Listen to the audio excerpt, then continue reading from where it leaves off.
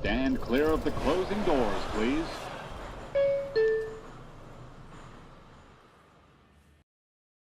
And what is up, you guys? Welcome to the stream. Happy Mother's Day to all who celebrate. No, just kidding. Happy Mother's Day to all the moms out there, you and yours, or if you're a mother and you're watching as the New York Mets make it an extra special Happy Mother's Day. They get the 6-2 win over the Cubbies here to take the series over the weekend with the Northsiders. A final of 6-2 in this one as they break out and erupt for 4 runs in the 8th inning and put this one away. Guys, what's up? Welcome to the stream. I'm Tony Metro. If you're new, be sure to subscribe. I do daily Mets content. You can also follow me on all my other platforms. Links to those are all down here in my bio: TikTok, Instagram, and Twitter. Like I said, daily Mets content, always posting new stuff about this team, and really fun times right now as they pull out the 6-2 win and take 2 out of 3 against the Chicago Cubs. Masterful starting pitching performance from Griffin Canning, who tosses 6 innings, gives up just 1 run on 2 hits. The bats a little silent in the middle innings there for a while, but they break through in the 8th inning, like I said, to get 4 runs. And then Edwin Diaz coming in and shutting the door with the easiest 1-2-3 inning that I think we have seen from Edwin Diaz in quite some time, a couple week roundouts. So very impressive day for the New York Mets. Let's get into it. We'll start out in the opening frame. How about that? Because Griffin Canning has been amazing lately. Just 3 earned runs over his last 4 starts. And he comes out, strikes out the side against the Cubbies in this one to get things going. Now, unfortunately, Matthew Boyd, his opponent on the mound for the Cubs, was equal to the task as he strikes out the side against the Mets in the opening frame as well. So a ball not even put in play between these two teams through the first 6 outs. Canning comes back out, tosses another scoreless, and then the Mets able to break through in the bottom half of that inning. 2 outs, and who else but Luis Torrens, Mr. Clutch. The guy hits a ball off the wall in left center field, trickles back toward the infield. He's able to reach third with an RBI triple to score Starling Marte. Luis Torrens actually with the best average with runners in scoring position on this squad this year. He comes in and he delivers immediate results. Unfortunately, had to leave later in this game as he took a ball, as Gary Cohen just put it so poetically, off his anatomy. Hopefully he's okay. Mendoza did just say in the post-game presser that he is doing much better. That is never a good feeling. We've all been there before, at least if you're a gentleman. Anyway, Jonathan, what's up, man? Welcome to the chat. Appreciate you tuning in. Happy Mother's Day to you and yours. Cubs took butt kicking, but the new pope for being a White Sox then took another kicking from the Mets. That's right. 9 home runs versus the Cubs. Passed the test. Everyone thought the Mets were not good. 100%. That's been the whole theory from other teams, from Mets haters, that the Mets haven't beat anybody good, that the Mets are just merchants off of these under 500 teams. Well, all of a sudden the Mets are, I believe now, 8 games over 500 against teams that are above 500. They take 2 out of 3 from the Cubs, the most potent offense in all of baseball. They swept the Phillies earlier in the season. They took the they actually tied the season series with the Diamondbacks, so 3-3 in 6 games against them. So this whole narrative that the Mets are not good against above 500 teams, or they're only feasting on lower level teams, I simply don't believe it. You can only play who is put on your schedule. So in any case, a great test passed by the Mets today. We get that RBI single from Luis Torrens. Of course, you knew it was going to happen at some point in this series. It just happened to be at the very last moment. Pete Crow Armstrong leaves the lone blemish on Griffin Canning's record for the afternoon, a solo shot in the 6th to tie this game up at 1 apiece. But the Mets come right back in the bottom half of that inning. Mark Vientos launching a ball to left field. Do you think that he might have had a fire lit under his ass after watching Brett Beatty hit 3 home runs in the last 2 games? I think so. I think that's exactly what Carlos Mendoza was trying to do too. Great day for Vientos, who also added an RBI single later. We'll talk about that in a second here. But the Cubs come right back in the top half of the 7th, tied up on an RBI double in the left field from Nico Herner. And I was getting really icky vibes from this game, I'm not going to lie, because the middle innings from basically the 3rd through the 6th, before Vientos hit that home run, the Mets weren't doing anything at the plate. Matthew Boyd was shutting them down. He was nasty today. And then Luis Angel Acuna gets picked off in one of the innings, and I'm thinking, oh boy, this has a wasted gem from Griffin Canning written all over it. You got Pete Crow Armstrong, doing some former Met damage. Justin Turner was up there in the bottom of the sixth, or the top of the sixth, with a chance to drive in the go-ahead run. Fortunately, he flew out. But in any case, the Mets able to right the ship there after that.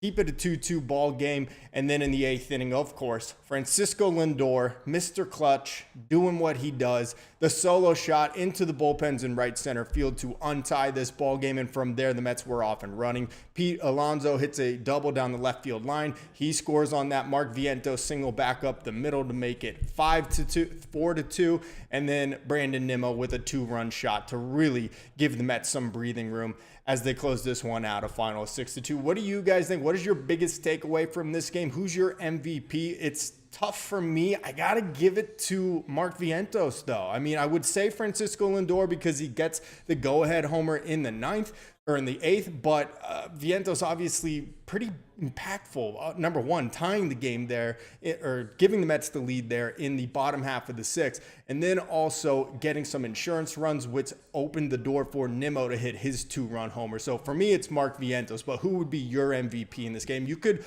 also equally say that it was Griffin Canning, who had another brilliant performance in this one. So let's actually talk about Griffin Canning here. He goes 6 innings, gives up just 2 hits and 1 run. One of those hits, of course, the solo homer to Pete Crow Armstrong. But this guy has been unbelievable. I mean, we all rolled our eyes when we saw the Mets were signing Griffin Canning in the offseason. And we were thinking, seriously, this is going to be one of the guys potentially in our rotation. And I think despite having a really solid spring training for the Mets down in Port St. Lucie, we were still concerned if it was for real and if that would carry over into the regular season. Well, now through 8 starts for Canning, he has a 2.78 ERA. He has been masterful so far for the Mets. I mean, not just going out and giving the Mets a chance to win every game, he's going out and delivering Cy Young-like starts for the Mets.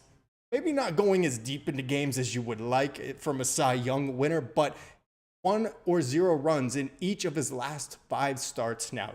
That's now 4 total earned runs over his last 4 starts. He has just been everything and more that you could have ever imagined when the Mets signed him on a short 1-year, $4.75 million deal here in the offseason. Another gem of a pickup from David Stearns, another masterclass from this pitching lab that just continues to get the best out of pitchers, whether it's identifying a specific pitch or helping them shape it differently or approaching their arsenal and how they sequence their pitches. This Mets organization has figured out how to squeeze the absolute best out of arms that maybe just didn't have that with previous organizations. So credit to Griffin Canning, credit to David Stearns, and credit to the Mets pitching lab staff, coach Jeremy Hefner, of course, is heavily involved in this. Credit to all of them. But what a start from Griffin Canning once again. Let's go a little deeper into his numbers now here for the season. Like I said, 2.78 ERA. It just ever so slightly rises after giving up 1 run over 6 innings. I mean, that is unfair if you ask me. I mean, how do you go 6 innings of 1-run ball, only give up 2 hits, and your ERA actually rises? I mean, that speaks to how great he has been. But the start before this one, he went 5 innings, gave up just 1 run against the Arizona Diamondbacks, had 6 Ks in that one. Against the Nationals before that, 5 innings, just 4 hits, no earned runs. Before that one, so 3 starts ago against the Phillies, 5 innings, just 7 hits, but 5 strikeouts, no runs in that one. So, I mean, the guy has just been tremendous and honestly as stable as anybody in this rotation. I mean, you could look at Clay Holmes, you could look at probably not Tyler McGill at this point anymore, but prior to his last 2 starts, I mean, he was pretty solid. But it's been Griffin Canning who has most certainly been equally as just reliable for a high-quality start as anybody else in this starting rotation so far in 2025. It's just been so much fun to watch. Jonathan says it felt like a playoff game. Shout out to Citi Field fans. Man, the fans have been coming out in droves to Citi Field, and they have been loud. They have been in tune to this game. It's been so much fun to watch and just experience it. Unfortunately, I can only do so through the television. I did go to the first 2 games of the season at Citi Field this year, But it has just been so much fun to watch and to see how the fans are participating in, the singing of My Girl and everything. I mean, the crowd is such a big influence on these guys, and we don't even realize it. So 100% with you on that one, John. It looks like we're having some errors here, maybe. I don't know. Let's see. This is video.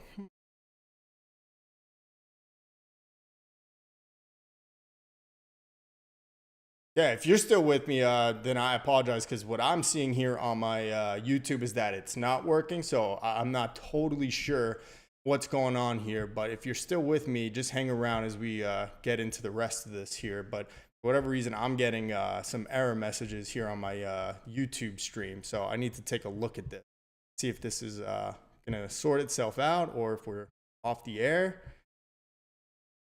Issue.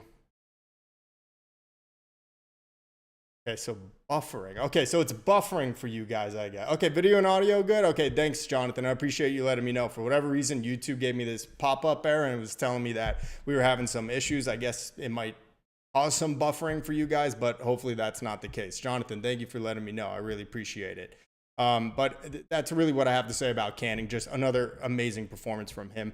Let's take a look at the lineup. Obviously, we were a little concerned in those middle innings, I think. Like I said, the Mets get the RBI double, or I guess triple, from Luis Torrens in the second inning. But then the third, fourth, and fifth, they go down pretty silently. Matthew Boyd was really good in this one. I mean, you got to give credit where it's due, but that's definitely a balk. His pickoff move is 1,000% a balk.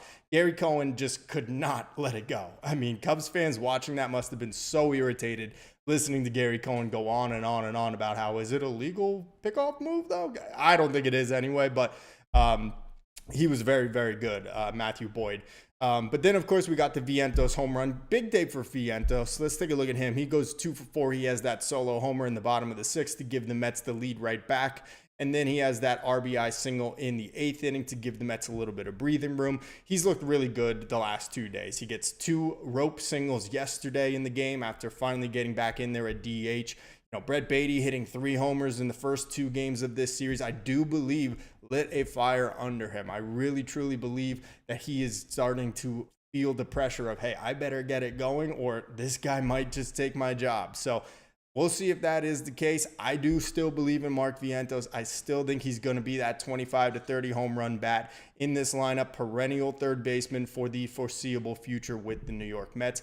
Really glad to see him looking much better at the plate. His batting average has quietly risen to 235, so he's getting it up there. The OPS also, by the way, up over 706 now. Before it was in the 600s up until this past week. So really good signs from Mark Vientos. But Lindor, 2 for 4 RBI. His average 301, 877 OPS. Really tough last 2 games of this series for Juan Soto. We know he hit the solo shot on Friday night, but he takes an 0 for 5 yesterday with 2 strikeouts and an 0 for 4 today with 2 strikeouts as well. So his numbers definitely dipped after these last 2 games, 0 for 9 in the final 2 of this series. So tough one for him. Pete Alonso's lone hit, that double down the line in left field in the 8th inning, and he ends up coming in to score that insurance run. So happy to see that from Pete. Hasn't hit a homer in a couple of days, not since Monday actually now in Arizona. So hopefully he'll get hot again with some power. And then you had Brandon Nimmo, who went 2 for 3 in this one, and also drove in also had the 2-run homer, of course. So yeah, drove in 2 runs. So really nice, well-rounded performance from this Mets team as far as the lineup. Yesterday they left so many guys on base. They were 1 for 10 with runners in scoring position. It was so frustrating to watch. It seemed just like a missed opportunity for them. And for them to come out today, and while it was a little lackluster in those early and middle innings, like I said, to break through for 4 in the 8th inning against the Cubs, that was a really good sign. And like Jonathan said earlier, it was and thank you for letting me know, by the way, Jonathan, that I was buffering. Yeah, I don't know what happened. Hopefully it's all good now. I'm not sure. Hopefully this won't be an issue for the rest of the stream. If it is, I really apologize. I'll get it figured out for next time. D-Rels, what's up, man? How you doing? Welcome to the stream. I appreciate it. Happy Mother's Day to you and your family and anyone you're celebrating today. Where was I going with this? Like Jonathan was saying down here in the chat, this was a test the Mets passed, and in flying colors for the most part. Obviously, the 1 for 10 was not ideal yesterday with runners in scoring position, but they hit 9 home runs in this series against the Cubs. The Cubs, who were the big power team, the high functioning offense that everybody has been talking about this entire season. Meanwhile, the Mets come out and they hit 9 long balls of their own. So, I mean, that was really, really impressive. Really, really cool to see from this Mets offense. There's definitely some problems still. We got to get better with runners in scoring position.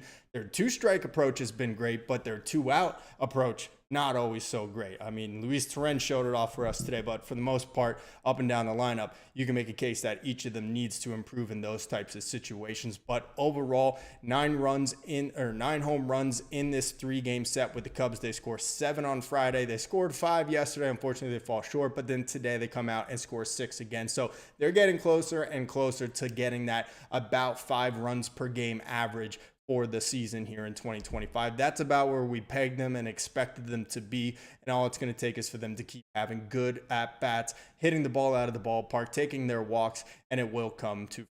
So happy about that. Real quick, we'll just talk about the bullpen. And again, I hope that the stream is not lagging or causing any issues for you guys right now. I know that's not fun to watch, so I'm going to continue on as if it's not, but let's talk about the bullpen, which did a pretty solid job today after Canning departed this one. So Canning went 6 innings, and the Mets turned to Garrett Reed. Unfortunately, he didn't have such a great appearance there. He gives up the run, he walks the leadoff batter, and then he gives up a base hit to tie this one. It was actually a double from Nico Horner to tie this one up, but did do well to keep things there tied at 2-2, able to escape the jam, getting Justin Turner to hit a little flare in the center that hung up for Tyrone Taylor. So for Reed Garrett, he ends up 1 inning, 1 hit, and 1 earned run, the walk, of course, as well. So not what we're typically used to seeing from Reed Garrett. If you could believe it, though, ERA, even after giving up a run in 1 inning today, sits at 1.08. That is how great he has been. But my big takeaways from this one, as far as the bullpen, the 8th and the 9th inning. 8th inning, the Mets go to Ryan Stanek. This was probably the highest leverage spot that Stanek has been in since he kind of took a back seat to those types of situations. We know that after that series with the Nationals, where he blew saves in that series, that he was kind of going to come in and be eased back into those really high leverage, difficult situations. Well, today it was 2-2 in the 8th inning. The Cubs had a couple decent hitters coming to the plate in that frame, and he goes 1-2-3. He strikes out a couple guys with some high heat, touching 100 at the top of the zone with his fastball, and it looked like the Ryan Stanek that we'd seen in the postseason last year and that we saw through his first 10 appearances or so here in 2025. So I think that was a great sign.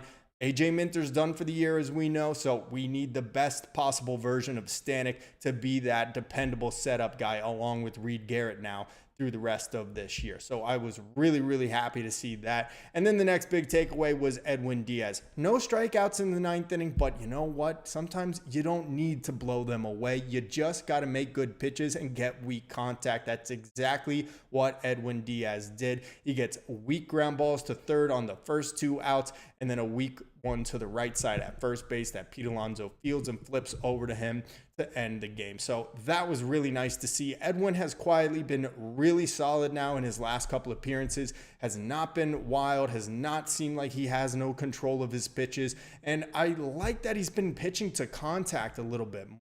He's not necessarily trying to strike the guys out and go crazy with his stuff. He's just been trying to get the outs, and it's working. I mean, like I said, sometimes that's all you want to do is try to get weak contact, and more often than not, that's going to be the case when players put the ball in play against Diaz. Now, don't get me wrong, there's still going to be those long home runs that are backbreakers against him. It's just part of his DNA and his profile, but I'd say more often than not, he's going to do a good job of inducing some soft grounders, soft flyouts like he did today. So back end of the bullpen was rock solid this afternoon.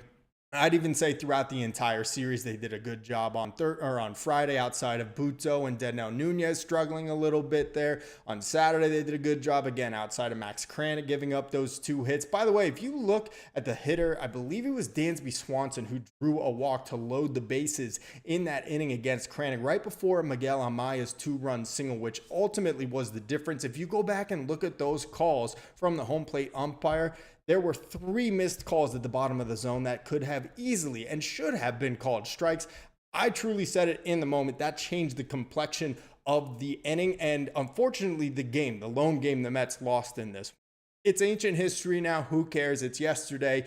But I do firmly believe that the Mets could have won that game had they got some calls in that inning. Regardless, outside of Kranick's performance yesterday, another solid showing for the Mets pen. And then today, really good job from Edwin Diaz and from Ryan Stanek in this one as they locked down the win for the New York Mets. Let's see, James Buckley. What's up, James? Welcome in 2 minutes ago. Oh, that's Jonathan from 2 minutes ago. Okay. Vientos last 15 games, 321 average, 889 OPS, 3 bombs and 10 ribbies. Yeah, he's been pretty solid lately. And I don't think those 2 consecutive starts from Beatty truly were Mendoza like, hey, you better get it going, Vientos. I really do believe, like we were talking about, James, the other day, that Mendoza saw that Jameson Taillon did not have great numbers against lefties a couple years ago, and he was tapping into that. That's what I do love about Mendoza. As I've mentioned before, he's not just analytics. He uses his gut as well. It's a really nice blend from Carlos Mendoza, and it paid off in spades for him Friday.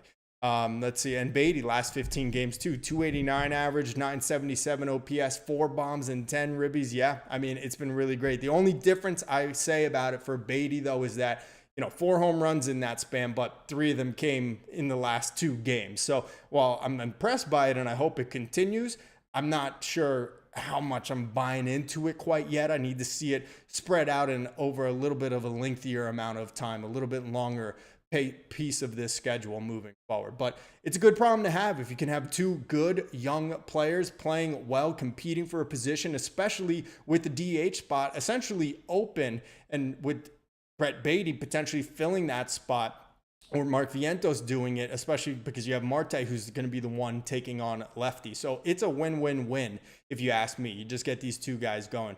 Jonathan, yeah, ump had the money on that game, 100%, man. I don't know what those calls were in that at bat for Kranick against Dansby Swanson, but it truly changed that inning and truly changed that game. I said it in the moment to my girlfriend. She probably rolled her eyes and was like, yeah, you always say that. But I saw the calls after on the umpire review card. They should have been strikes. I'm telling you, they should have been strikes. But anyway, the Mets get the win this series, 2 out of 3. What is your biggest takeaway from this one? For me, it's that the Mets are a serious contender in the National League. And I already thought that, but for anybody that didn't, you got to start to believe that now. They welcome the Cubs in for this set, and they win the first one very convincingly by a 6-2 score. They hit 4 home runs in that game. Yesterday, obviously 1 for 10 with runners in scoring position.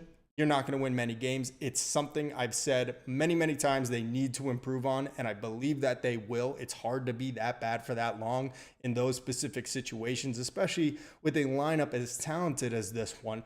But they end up only still losing that game by 1 run. And then they come out today. It's a tight one, 2-2 in the 8th inning, and they erupt for 4 in the 8th inning.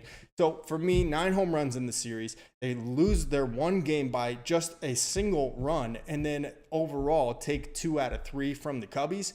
I'm really happy with it. I'm really, really happy with it. The starting pitching, outside of a somewhat shaky start from Tyler McGill, has held up this far. The bullpen's doing its thing. And the offense, at times clicking, at times shaky, but I think this is a very well-rounded New York Mets team that is going to compete for that last spot in the National League. Well, essentially what I'm saying is for the World Series. I believe it firmly that they will try to be one of the final teams in the National League by the end of the year. So really happy with how things went here this weekend. James, is Canning the biggest surprise on the Mets? He was the worst starter. Yeah, I mean, for me, he's got to be. Like I said this, I think yesterday, Canning has easily been probably the most surprising part of this Mets team. When we signed him, we were thinking this is going to be hopefully someone we stash away in AAA, Maybe he does some long relief out of the bullpen. Then, of course, Sean Manaea and Frankie Montas go down, and he and McGill are inserted into the rotation. We saw that really strong spring from him, but, spring trainings can be fool's gold for certain players where they don't actually live up to those standards when the actual games matter, when the lights come on. And he's just been super dependable. He's giving you a decent amount of length, 5 to 6 innings seemingly every time. And he's always pitching to basically 0 or 2 earned runs per game on average. So, yeah, for me, he's got to be the most surprising part of this team so far this year. I am super, super impressed with him, especially, as I've said many times before, I really did pay close attention to his career when he was coming up as a top prospect with the Los Angeles Angels of Anaheim in California. And he did not ever live up to those expectations. And I could probably tell you now, it's an organizational problem. Obviously, we know the Angels are a dumpster fire, unfortunately. I have some Angels friends, so I apologize if they're watching. But it's been really cool to see the turnaround in his career so far. So, yeah, I'm pumped about that. Jonathan Soto almost hitting the Shea Bridge. I said it when he hit that ball. I was like, that's to the bridge out there in right center. That was a mammoth shot. I said in one of my TikTok videos or my YouTube shorts that I posted that night, I think that ball would have been cleared in right field at Yankee Stadium by at least 200 feet. That would have been like to the upper concourse at Yankee Stadium. Like, no cheapies here at Citi Field, but Soto doesn't need cheapies. He's got that raw power. Tough to see him go 0 for 9 in these last 2 games, though. I would have liked to see him get off the schneid here today at least. But, he'll be fine. He'll get through it. It's only a little 2-game stretch, so I'll be paying close attention to see how he does now in this upcoming series. I don't even know. Who do we got next? I think it's not Boston yet. We go to the road against Boston after this upcoming weekend. Who do we have coming in? Help me out here, guys. So almost hitting the bridge. Yes.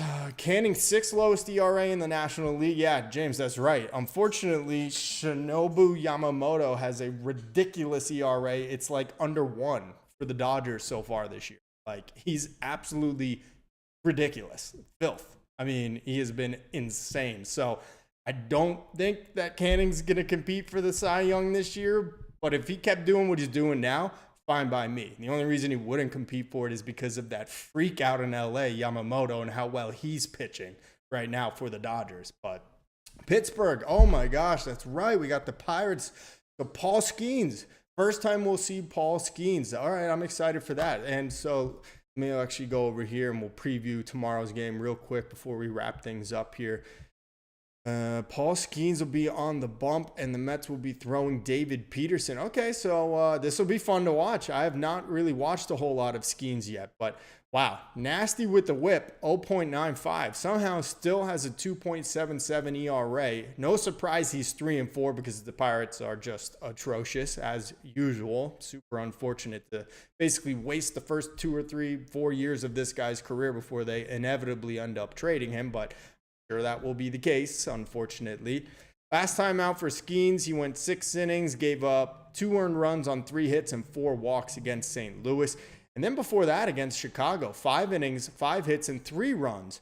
And that also came with 4 walks. So looks like free passes have been a little bit of an issue for Skeens his last 2 starts. 4 walks in each of the last 2 against the Cubs and against the Cardinals. So his start before that, though, shoved against the Dodgers, got the win, went 6 1/3, gave up 5 hits, no runs, no walks in that one. So also struck out 9. So, yeah, I mean, Skeens is such a beast. It's like, what are you going to do? Hopefully he might have his A-game stuff, and we might be screaming and shouting tomorrow about the Mets lineup. But if it happens from Paul Skeens, like, I'm not going to get too worried about that. He's just such a beast. But hopefully we get bad Paul Skeens tomorrow. David Peterson, meanwhile, hasn't been super great his last few times out, but he's not been bad either. It's just been kind of like meh. Like, it's just been like middle of the pack type of, he's giving you a chance to win, but he's also not lighting the world on fire by any means. Last time against Arizona, went 6 innings, gave up 2 earned runs on 4 walks. Before that, again against Arizona, that one was at Citi Field. 5 innings, 5 hits, gave up 1 run. And then before that, 5 1/3 innings and gave up 2 earned runs against the Phillies. So, it's like up and down with Peterson. I said before the season, one of my predictions for 2025 was that Peterson was going to become the staff ace this year. It's unfortunately not looking that way, but the numbers are still solid enough where if he does put it all together and do what we've seen him do in the past and go on a long stretch of just dominance, that he could still do that. But again, these numbers aren't bad at all from Peterson, but he definitely could use 1 or 2, maybe 3 of those consecutive 6 innings, 1 run, 0 run starts, shutout ball. But again, I'm asking for a lot. The guy's been solid so far. Yamamoto's ERA 1.8. Okay, so it's a little higher now. Okay, so he must have had a bad outing recently. I doubt it was actually bad, but just by his standards, when you have an ERA below 1 and it rises to 1.8, he probably gave up like only a couple of runs. So still really, really nasty stuff from him out. Senga's is lower than, is it now? Oh my God, I didn't realize that. He gave up 5 to the D-backs 2 days ago. Oh, was that in the game where Ohtani hit the go-ahead game winner? It must have been in that one, right? And then McNeil did homer off of Skeens last year. Is that right? And Beatty's going to start tomorrow? Yeah, no doubt about it. Senga's been nasty. He's going to go for them in this series with the Pirates. Let's see what we got in this. So tomorrow it'll be Skeens and Peterson. Tuesday, the Mets will throw Senga, and he'll be taking on Mitch Keller. Keller never lived up to the expectations as a top-of-the-line starter like they were hoping he would, fortunately. So it goes for the Pittsburgh Pirates.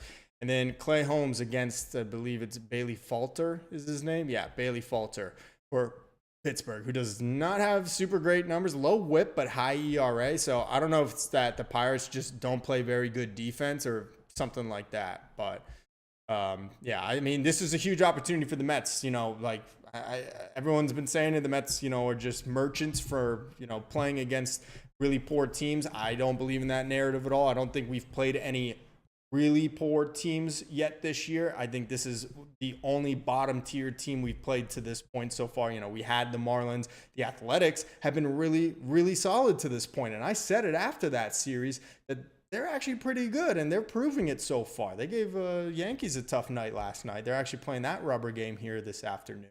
Other than that, I mean, who's the worst team that the Mets have played? I can't think of any, and now they'll play the Buccos here for 3. So if they can do what they should do, get 2 out of 3, all of a sudden they just keep building on this. They can move to potentially, I guess it would put them at 12 or 13 games over 500. And you know what? Get fat early in the season on these teams, because not everyone's going to have that luxury in the beginning of the year. And then when you do have to play those tough teams and you hit that little bit of a rough patch come June or come July, you can withstand it. So that's my feelings on it. But I do believe that the Mets will take care of business here against the Pirates over the first 3 days of the week, Monday through. So, guys, that's going to do it for me. I really appreciate everyone tuning in. Thank you to Jonathan. Thank you to James. Thank you to D-Rels, everybody in the chat, keeping things afloat here for me. I really do appreciate it. When you guys are chiming in, giving me comments, it makes it easier. Otherwise, I feel like I'm just filling time and thinking of things to say and repeating myself, which I probably still did anyway. But really appreciate it, you guys. If you are new here and you're watching and you're new to the channel, be sure to subscribe and give this video a like. Really goes a long way toward helping me out here and continuing to grow things. I know I've said it before, we're working on the Discord. I promise you we're working on it. I'm still figuring it all out. And hopefully that will be something that we can feature here very shortly. I agree with you, Jonathan. They should sweep. The only hesitation I have about saying that is it's Paul Skeens tomorrow. And what are you going to do? If the dude comes out and is pitching like Paul Skeens is capable of, it's going to be a long, long night for the Mets lineup. But I'm not going to go into it with that mentality. I'm just going to be realistic about it. But 2 out of 3 minimum against Pittsburgh, maybe a sweep, and that would cap a nice little 5-1 homestand, or potentially even better. So, guys, thank you so much for tuning in. I appreciate it. Again, happy Mother's Day to all the mothers in your life, and I hope you guys are celebrating with them and enjoying. I'm going to go do the same. So, guys, thank you again for tuning in. Until next time, I'm Tony Metro. Stay true to the orange and blue.